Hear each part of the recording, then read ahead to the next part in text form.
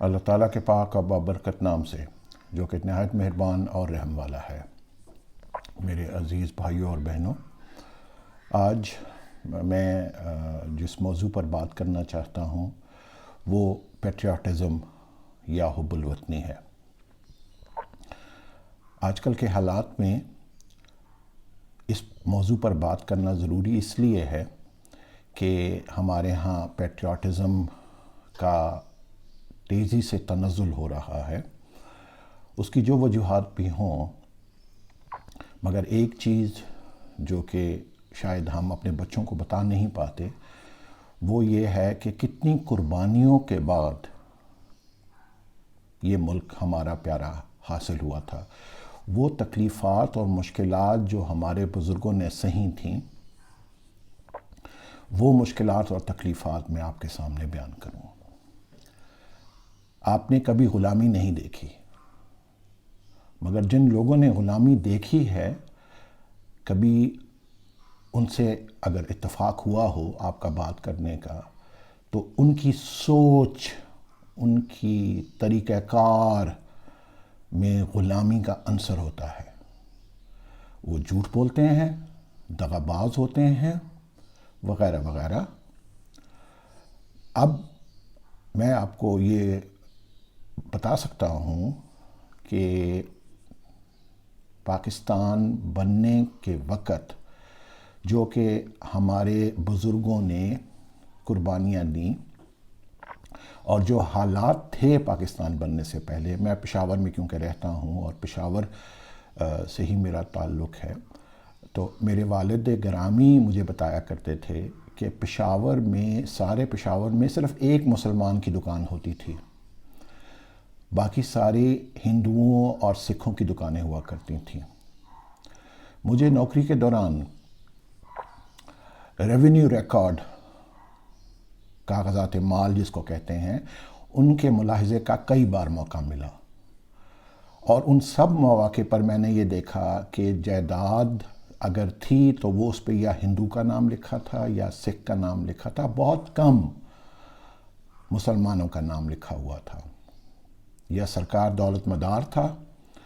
تو اس لیے ہماری جو حالت تھی وہ ایسی شاندار نہیں تھی، اور اس ملک کی وجہ سے، اس پیارے ملک کی وجہ سے ہم آج جو ترقی کر رہے ہیں، یا ہم جو آج پروگرس میں ہیں، انشاءاللہ ابھی حالات بہتر ہو جائیں گے۔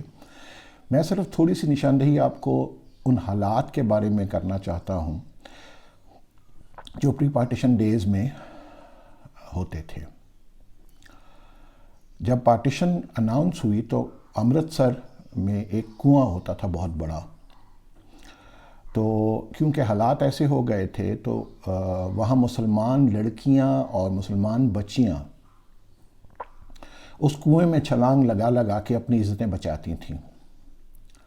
ظاہر ہے وہ مر جاتی تھیں، اور جو اوپر سے اتنی خودکشیاں ہوئیں، اتنی زیادہ ان بچیوں نے اپنی جان لی کہ وہ کنواں بھر گیا، بہت بڑا کنواں تھا، بھر گیا۔ اس کے اوپر سے جو بچیاں، ادموہی بچیاں تھیں، وہ باقی سارے لوگ اٹھا کر لے گئے، اور ان کا جو پھر حال ہوا وہ ناقابل بیان ہے۔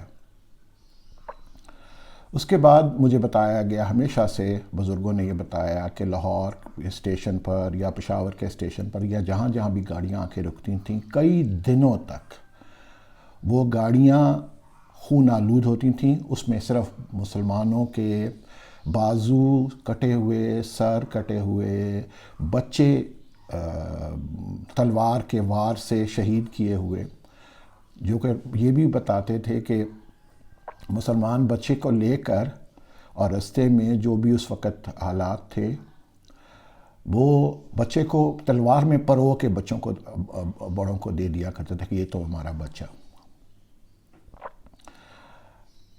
تاریخ ہم کو یہ بھی بتاتی ہے کہ یہ زیادتی اور ظلم خالی ایک طرف نہیں ہوا، یہ دونوں طرف سے ہوا۔ مگر سبق جو سیکھنا ہے وہ یہ ہے کہ اپنے وطن سے پیار کرنا سیکھیں، اپنے وطن کو گالی مت دیں۔ یہ جو ہم کہتے ہیں نا کہ یہ پاکستان ہے، اس سے بڑی گالی آپ اپنے آپ کو نہیں دے سکتے. ہم فرسٹریشن میں ہم مشکلات بالکل ہیں اور تکلیفات بھی ہیں، مگر اس تکلیفات اور مشکلات کا مطلب یہ ہرگز نہیں ہے کہ ہم اپنے وطن کو گالی دیں. جن قربانیوں کا ذکر میں نے کیا ہے، ویسے تو بہت ساری ہیں، مگر ایک ریفرنس میرے ابا کے تایا ہم کو بتایا کرتے تھے کہ وہ پولیس میں تھے اور لاہور میں ان کی پوسٹنگ تھی. تو پاکستان اور انڈیا نے کمیشن بنایا تھا کہ لوگوں کو واپس اپنے گھروں میں پہنچایا جا سکے. تو وہاں وہ کمیشن بیٹھا ہوا تھا اور اس کے سامنے ایک خاتون جو کہ پریگننٹ تھیں، وہ کھڑی ہو گئیں اور انہوں نے اس زمانے میں انگریزی میں کمیشن کے سامنے کہا کچھ، اور وہ جو تھا اس کی وجہ سے سارے لوگ رونا شروع ہو گئے، جس میں سارے مرد حضرات اور ایون باہر کے لوگ. انہوں نے یہ کہا، میں اس کا اردو میں ترجمہ کرتا ہوں، انہوں نے کہا کہ میرا تعلق فلانے بڑے خاندان سے ہے، اور پارٹیشن کے دوران میرا اغوا ہو گیا اور مجھے ریپ کیا گیا. اب نہ مجھے خاندان والے قبول کرنے کے لیے تیار ہیں، نہ میں ادھر جا سکتی ہوں نہ میں ادھر جا سکتی ہوں. میرا قصور کیا ہے؟ اس بچے کا میں کیا کروں؟ آپ یقین کریں یہ اتنی تکلیف دہ بات ہے کہ مجھے کہتے ہوئے بھی میں تکلیف محسوس ہو رہی ہے باقاعدہ. اس لیے پلیز یہ چیزیں ساری یاد رکھیں. اپنے آپ کو گالی مت دیں یہ کہہ کے کہ یہ پاکستان ہے. اگر خرابی ہے ہم میں تو کم از کم ہم اپنی خرابی تو دور کر سکتے ہیں نا. اگر اور کچھ نہیں کر سکتے تو خود اپنی خرابی تو دور کر سکتے ہیں، اپنے حصے کی شمع تو جلا سکتے ہیں. تو اپنے حصے کی شمع جلائیں. ہم پراؤڈ پاکستانیز ہونے چاہیے. ہم میں حب الوطنی کا جذبہ کوٹ کوٹ کے ہونا چاہیے. یہ ملک بہت پیارا ہے. دعا گو وجیہ الدین.